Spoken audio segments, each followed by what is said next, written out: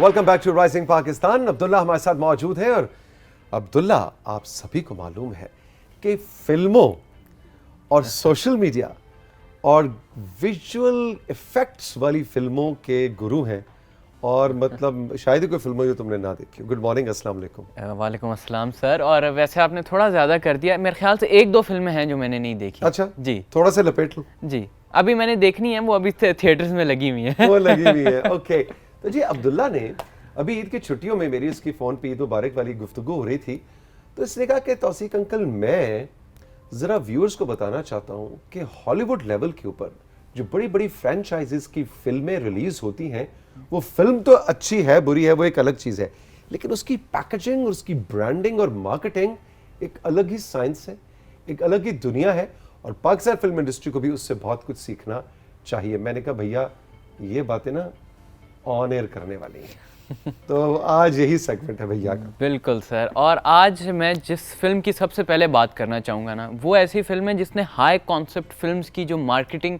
की जो कैंपेन है, उसकी जो लेगेसी है, वो उस फिल्म से शुरू होती है। अच्छा।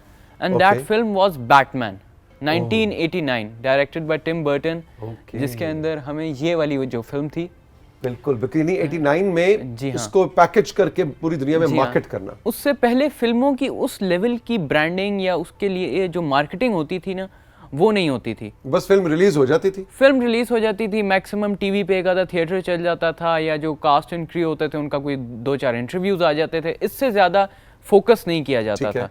बट क्योंकि ये इतनी बड़ी फिल्म थी और इसके स्टेक्स बहुत हाई थे, सो इन लोगों ने जो किया, इन्होंने मल्टीपल मीडियम्स के थ्रू इस फिल्म को प्रमोट किया, और सिर्फ प्रमोट नहीं किया, एक पूरी एनवायरनमेंट क्रिएट की।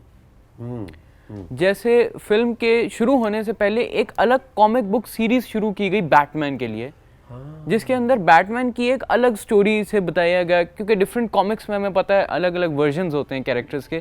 तो एक अलग कॉमिक बुक शुरू की गई थी उस फिल्म से पहले उस फिल्म को थोड़ा बिल्डअप देने के लिए। वाह जी वाह। और फिल्म और उस जमाने में कॉमिक बुक्स पढ़ने का बहुत रिवाज था, हम भी पढ़ा करते थे। बिल्कुल। और उस 1989 की समर के बारे में कहा जाता है कि अमेरिका के अंदर कोई ऐसी गली नहीं थी जिससे आप गुजरें और आपको कोई बैटमैन की शर्ट पहना हुआ आदमी ना मिले। तो जो मर्चेंडाइजिंग का भी जो कॉन्सेप्ट है ना, वो सबसे पहले इस फिल्म से आया था। मर्चेंडाइजिंग से मुराद यानी कि उस फिल्म से रिलेटेड जो प्रोडक्ट्स कैप्स हो या एक्सेसरीज हैं, जो टॉयज वगैरह होते हैं, इस तरह की चीजें, वो इस फिल्म से निकला था। अच्छा, और उसके बाद अब तो मेरा ख्याल है हर बड़ी फिल्म की पूरी बिल्कुल एक ब्रांडिंग स्ट्रेटजी होती है। एक ब्रांडिंग स्ट्रेटजी होती है। अब तो फिल्में बनती नहीं है ना, अब तो यूनिवर्स बनाया जाता है कि ऑडियंस को हम निकलने ना दें अपने उस जो हमने एक स्पेल क्रिएट किया हुआ है ना अपने लिए। इसकी हमें बड़ी ज़बरदस्त एग्जांपल मिलती है मार्वल सिनेमैटिक यूनिवर्स में, जो हम दोनों का जो फेवरेट है। हम दोनों का जो फेवरेट है सिनेमैटिक यूनिवर्स जो है मार्वल का। क्या बात, क्या। और इस फिल्म से जो हमें जो सबसे बेहतरीन चीज़ है कि इस फिल्म की इस पूरे यूनिवर्स की जो सबसे बड़ी है, जो सबसे फेमस फिल्म अगर उसे कहा जाए, सो वो आर्ग्यूबली एंड गेम है, जो सबसे बड़ी फिल्म आई थी। लेकिन उन्होंने एंड गेम पे अपने आप को ख़त्म नहीं किया। आप मार्वल वालों की जो देखें ना, उनकी चालाकी देखेंगे, उन्होंने हमें निकलने नहीं दिया। आखिरी सीन में ऐसा ट्विस्ट डाल देते हैं, और उन्होंने अपनी जो स्टोरी है जी, उसको एंड गेम के बाद से उन्होंने डिफरेंट ये अपने टीवी सीरीज में ले आए उसको, जिसकी मिस मार्वल एक एग्जांपल है, जिसमें बहुत से हमारे पाकिस्तानी आर्टिस्ट भी थे। और हमारी दोस्त शर्मीन उबैद चुराई ने उसके 2 एपिसोड्स डायरेक्ट किए और समीना अहमद साहिबा और मैं भी शयात, फवाद खान थे, फवाद खान में बहुत बड़े बड़े नाम उसमें काम करते हुए नजर आए। उसी तरह लोकी का जो कैरेक्टर है, बेसिकली वो एक सपोर्टिंग कैरेक्टर था उनकी फिल्म्स के अंदर, मगर उन्होंने सीरीज़ के अंदर उसको एक प्रॉपर प्रोटैगनिस्ट बना के उसे प्रमोट किया और उसकी सीरीज़ को आगे लेकर चले। उसकी जो लॉयल फ़ैन बेस थी उसको और ज़्यादा इंगेज किया अपने साथ। सो ये एक ऐसी चीज़ मैं समझता हूँ। अच्छा, इसके अब्दुल्ला, इसके प्रोफेशनल्स जी, क्या ये बिल्कुल अलग लोग होते होंगे? उनका एक्चुअल फिल्म बनाने से कोई ताल्लुक नहीं है कि डायरेक्टर है, कैमरा पर्सन्स हैं, विजुअल इफेक्ट्स आर्टिस्ट हैं, ये उसके स्ट्रेटेजिक मार्केटिंग साइड की अलग ही दुनिया होगी। एक्चुअली जो मीडिया स्टडीज़ है ना इन जनरल, ये एक इतना इंटरेस्टिंग सब्जेक्ट है, बल्कि यूके के अंदर तो ये बहुत छोटी क्लासेस से इसको कंपलसरी कर दिया जाता है। मैंने ऐसा भी सुना है।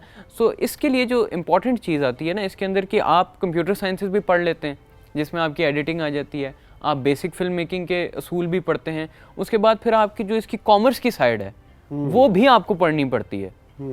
सो ये सारी चीज़ें मिलकर ना कि आपने बिल्कुल पकौड़े बना तो लिए, अब उनको मार्केट कैसे करना है। बिल्कुल। तो ये जो मीडिया इंस्टीट्यूट्स होते हैं इनके अंदर बहुत से अलग अलग डिपार्टमेंट्स होते हैं जिनके अंदर ये स्पेशलिस्ट हायर करते हैं। ठीक, अच्छा अगली स्लाइड पे कंट्रोल रूम कह रहा है कि जी जरा चलते हैं जी जी बिल्कुल, और देखते हैं कि वो हमें किस तरफ लेके जा रही है। अगली स्लाइड क्या है? ये तो हम मिस मिस मार्वल मार्वल जिसका भी हम और जिक्र कर रहे थे, लोकी की हम बात सुपर कर चुके हैं। फेवरेट चीज। हाँ लेकिन जी, उसके बाद दिखाना, हल्की सी झलकी आई थी ये चीज, ये लोकी का भी अभी हम ये- जिक्र कर रहे थे बिल्कुल। कि लोकी जो है उसका सीजन 2। लेकिन अगर आप ये चीज़ देखें तो ये बहुत ही हाई बजटेड फिल्म्स होती हैं। हमारे यहाँ पाकिस्तान में उस तरह की फिल्म्स नहीं बन सकती। हमारा नैरेटिव वॉर होता है, हमारी जो फिल्म मेकिंग की टेक्निक है वो थोड़ी अलग होती है। और फिल्म बनाने के लिए इतने कम पैसे होते हैं, उसकी मार्केटिंग के लिए तो उससे भी फिर कम शेयर होता है। लेकिन ऐसा नहीं है कि ये जो यूनिवर्सेस हैं, ये जो कनेक्टेड फिल्म्स हैं, ये आपको ज़रूरी नहीं है कि आप सुपर हीरो के लिए बनाएं। आप इसमें normal films, neo noir, crime genre, इनमें भी कनेक्टेड फिल्म्स बनती हैं। क्वेंटिन टेरेंटिनो जो हॉलीवुड के बहुत एक्लेम्ड डायरेक्टर हैं, उनकी जो पहली फिल्म थी रिजर्वायर डॉग्स, वो उनकी आने वाली फिल्म्स में बहुत से रेफरेंशियल एलिमेंट्स थे, बहुत सी कॉमन ग्राउंड था उन फिल्मों में। ये उनकी पहली फिल्म का पोस्टर है, जिसके बाद उनकी एक और फिल्म आई पल्प फिक्शन या once upon a time in Hollywood.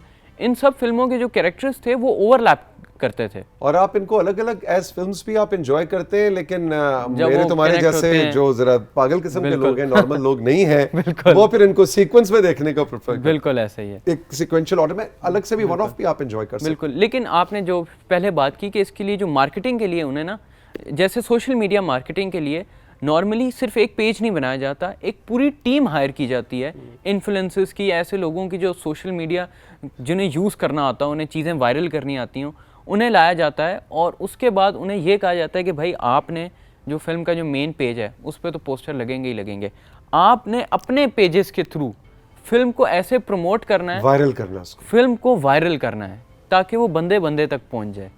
उसी तरह अच्छा, अब एक पाकिस्तानी फिल्म्स के लिए इसके अंदर कैच है कि अब हम जिस तरह ये सोशल मीडिया मार्केटिंग है, बहुत से हमारे यंगस्टर्स ऐसे हैं, यूथ ऐसे हैं जो फ्रीलांसिंग करते हैं और सोशल मीडिया की गेम बड़ी स्ट्रांग है।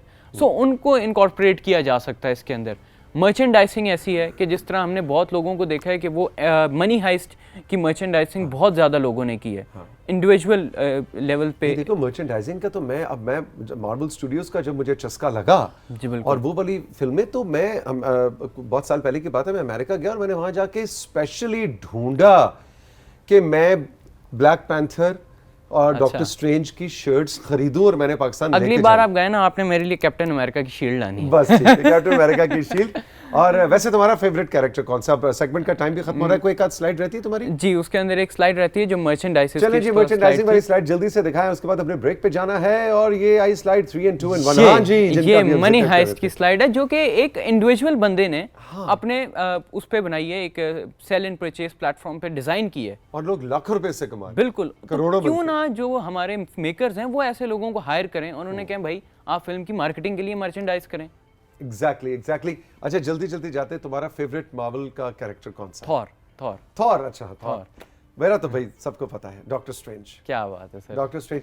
अच्छा भाई, आप अगर मार्वल स्टूडियोज की जो सारे कैरेक्टर्स हैं, आयरन मैन, क्या है जनाब, और बोलो जी, ब्लैक पैंथर है, आयरन मैन है, थॉर है, हमारा हल्क है, इन सब में से आप किसी के फैन हैं, आपका फेवरेट कौन है? तो आपने हमारे इंस्टाग्राम पे और हमारे व्हाट्सएप पे जरूर बताना है। लेट्स सी, अगले हफ्ते हम जरा कैलकुलेट करेंगे कि सबसे ज्यादा फैंस पाकिस्तान में इन कैरेक्टर्स में से किसके ज्यादा हैं। Abdullah, thank you so much, thank you sir. बड़े मजे का सेगमेंट था तुम्हारा, हमेशा की तरह। बातें अब्दुल्ला कितनी मजे की होती है, इन्फॉर्मेशन इतनी अच्छी होती है कि दिल करता है कि बंदा बात करते ही चला जाए। लेकिन राइजिंग पाकिस्तान की ट्रेन में बहुत से और स्टॉप्स पे रुकना है, एक छोटा सा ब्रेक। और ब्रेक के बाद जब हम वापस आएंगे तो आज आपकी मुलाकात करवाएंगे डॉक्टर सुल्तान आजम तैमूरी साहब से, जो कि farmer inspector general of police हैं। बहुत ही दिलचस्प, पैशनेट, मजेदार शख्सियत है और इन्होंने पाकिस्तान की पुलिसिंग की जो हिस्ट्री है उसके अंदर बड़ी पॉजिटिव कंट्रीब्यूशंस की हैं। आज इस कहानी को आपके सामने अनफोल्ड करेंगे इस ब्रेक के बाद।